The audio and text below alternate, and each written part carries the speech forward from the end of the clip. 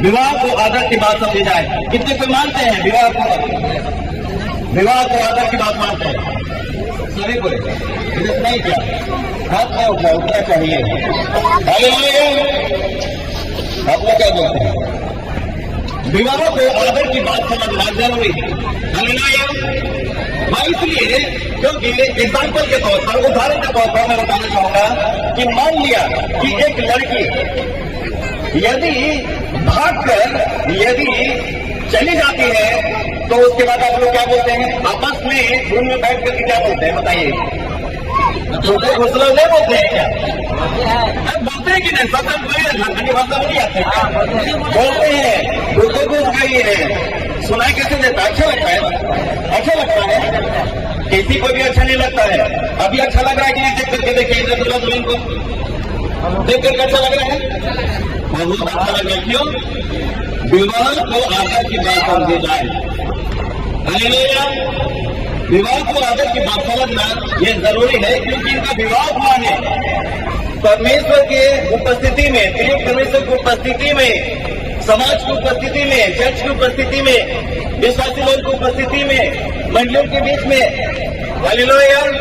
गांव के सामने, शहर के सामने, सबके सामने हुआ है। कोई इनको गलत बोलेगा क्या?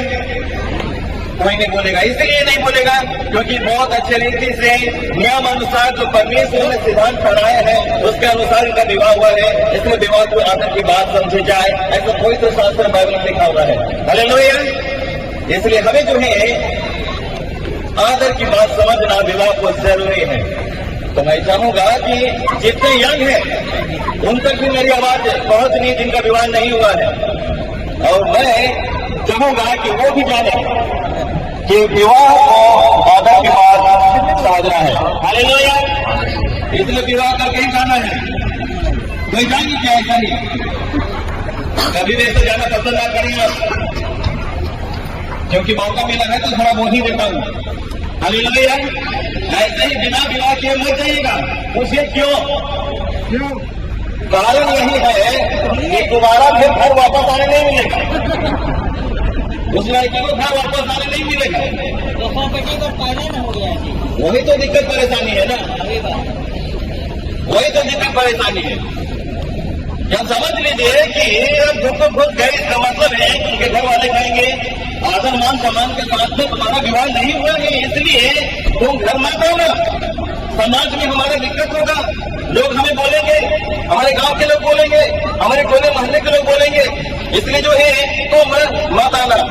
देखिए तब वो कहेंगे ध्यान रहे उस समय ऐसा था कि ज्यादा मोहब्बत हो गया था जिस लड़के से, जिसकी वजह से भागना पड़ा, लेकिन इतना नुकसान जिंदगी में झेलना पड़ेगा वो मैं नहीं सोचे। क्या करें? हो गई गलती तो गलती, तो गलती कोई भी जो है एक बात करें दुनिया में। हालेलुया। हालेलुया। और जो विवाह किए हैं वो भी अपना वैवाहिक जीवन को अच्छे रीति से आगे बढ़ाए। हालेलुया। अब ये ना सोचे कि उनके लिए भी कुछ नहीं है, थोड़ा सा उनके भी भोजन भी देता हूँ। उत्पत्ति 2 अध्याय उसका 8 से लेकर 24 तक यदि पढ़ेंगे तो वहां पर लिखा हुआ है कि जब विवाह हो जाती है दोनों पति पत्नी अब है, और ऐसे घड़ी में वचन में लिखा हुआ है कि पति पत्नी अपने माता पिता को छोड़कर वो अलग रहेंगे और वे दोनों एक तन होंगे। यही चीज लिखा हुआ है। हालेलुया।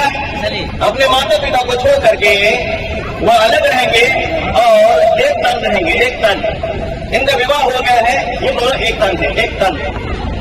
ये दोनों एक तन हो चुके हैं। अभी एक नहीं, इतना ही है क्या? एक है। पहले 2 थे अलग अलग, लेकिन विवाह होने के कारण अब ये लोग 2 नहीं परंतु एक तन हो चुके हैं। लेकिन वचन में जैसा लिखा हुआ है कि अपने माता पिता को छोड़ कर वो अलग रहेंगे, अलग रहेंगे। कभी कभी लोग जो है ये बातें करते हैं, सोचते ये बोलते हैं कि अरे अलग रहना पड़ेगा क्योंकि कोई तो शास्त्र बाइबल में लिखा हुआ है कि अलग रहना है। और वे लोग जो है काफी प्रयास करते हैं कि अलग ही रहें, और अलग रहना उनको अच्छा भी लगता है। परंतु आप जितना भी दूर रहे परंतु उनसे अलग आप ना रहे। हालेलुया। उनकी चिंता करना ये बहुत ही जरूरी है, क्योंकि उन्होंने आपको जन्म दिया है। अब जैसे कि अभी मान लिया कि बहन शिल्पा है, अब शिल्पा की एक फर्ज बनता है कि है अमरोह भाई पवन जो है उनकी माता उनके परिवार का ध्यान है, उन्हें छोड़ेंगे नहीं, उनसे भी ख्याल रखें। हालेलुया। और भाई प्रमोद जो है वो ये ध्यान देंगे कि यदि लड़की तरफ से यदि उनके परिवार आते हैं तो उनका भी ध्यान देंगे। कभी कभी ऐसा होता है कि आप देखेंगे कि मेरे तरफ क्या है तो बस उन्हीं को देखना है।